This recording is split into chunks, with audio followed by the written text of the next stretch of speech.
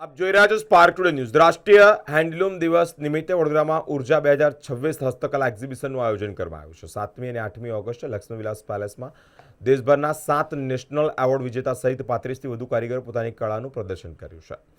ભારતીય હેન્ડલૂમ અને હસ્તકલાની સમૃદ્ધ પરંપરાને પ્રોત્સાહન આપવા વડોદરામાં રાષ્ટ્રીય હેન્ડલૂમ દિવસ નિમિત્તે ભવ્ય ઉર્જા 2026 એક્ઝિબિશનનું આયોજન કરવામાં આવ્યું છે। 7મી અને 8મી ઓગસ્ટે લક્ષ્મીવિલાસ પેલેસ ખાતે યોજાનાર આ પ્રદર્શનમાં દેશના વિવિધ રાજ્યોમાંથી આવેલા નેશનલ એવોર્ડ્સ વિજેતા કારીગરો, વણકરો અને ડિઝાઇનરો પોતાની અનોખી કૃતિઓ રજૂ કરશે।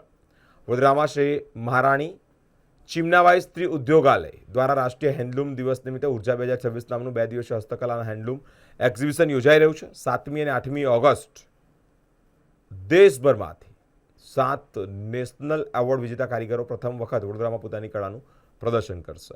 આ અંતર્ગત રાધિકા રાજુ ગાયકવાડે વિશેષ માહિતી આપી છે। तो आ वर्षे अमारे साथे 7 नेशनल अवॉर्डी आर्टिजन जोड़ायेला छे, जे पहली बार अमारे साथे बरोडा शहर में आवाना छे एक साथे, अने अमारे माटे बहु एक गौरवनी वात छे।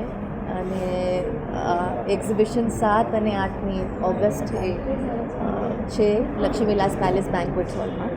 7 ઓગસ્ટ નેશનલ હેન્ડલૂમ ડે પણ જે મનાઈ જાય છે અને અમને બહુ જ ગૌરવની વાત છે કે આટલા બધા આર્ટિઝન્સ અમારે સાથ જોડાવાના છે। અમારી પાસે 30થી 35 આર્ટિઝન્સ છે, કારીગર, બુનકાર, શિલ્પકાર અને 30થી 32 જેટલા ડિઝાઇનર્સ પણ છે। તો બહુ સરસ એક આયોજન છે, બહુ સરસ રીતે ક્યુરેટેડ છે અને 2 દિવસ 7 અને 8 ઓગસ્ટ લક્ષ્મીવિલાસ પેલેસ બેન્ક્વેટ હોલમાં। મહિલા કારીગર માટે શું પ્રાધાન્ય છે? ઘણા બધા આર્ટિઝન્સ મહિલા છે અને આપ કારીગરીમાં જોશો તો 75% જેટલા આર્ટિઝન્સ મહિલાઓ જ હોય છે, કેમ કે ઘરમાં જે કામ કરે છે અનસ્કિલ્ડ લેબર આર્ટિઝન કમ્યુનિટીમાં એ વધારે મહિલાઓ જ હોય છે।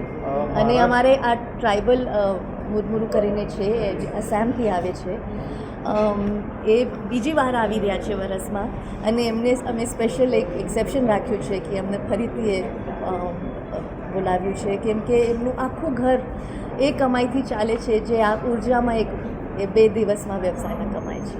મહારાષ્ટ્રથી કોઈ ખાસ કારીગર આવી રહ્યા છે? મહારાષ્ટ્રથી પણ આવી રહ્યા છે। અમારા મૃગાબેન કુર્લેસ્કર પૈઠણી લઈને આવે છે। અમારે નેશનલ એવોર્ડી કોલ્હાપુરી ચપ્પલવાળા ફેમિલી આવે છે। તો ઘણા બધા નાસિકથી આવે છે, તો ઘણા બધા મહારાષ્ટ્રથી પણ આવે છે। યુવા પેઢીને શું મેસેજ આપતો? ખાસ કરીને યુવા પેઢી જે છે હેન્ડલૂમને ટકાઉ પણ એટલું જરૂરી છે, યુવાઓ પણ આના માટે આકર્ષાય જરૂરી છે, તેના માટે શું પ્રયાસ થઈ શકે? હું તો ખાલી નિવેદન કરી શકું છું યુવા પેઢીને કે તમે તમારી હેન્ડલૂમનું અને જે આપનું કલ્ચરલ ધરોહર છે એને તમે પ્લીઝ સાચવો અને એને આદર આપો અને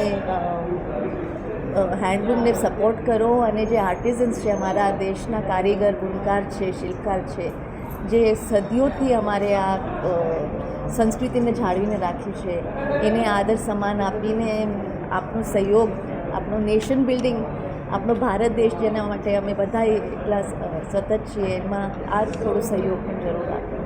એક્ઝિબિશન સમય શું રહેશે? કઈ તારીખ? 10:30 થી 7:30 વાગ્યા સુધી 7 અને 8 ઓગસ્ટ લક્ષ્મીવિલાસ પેલેસ।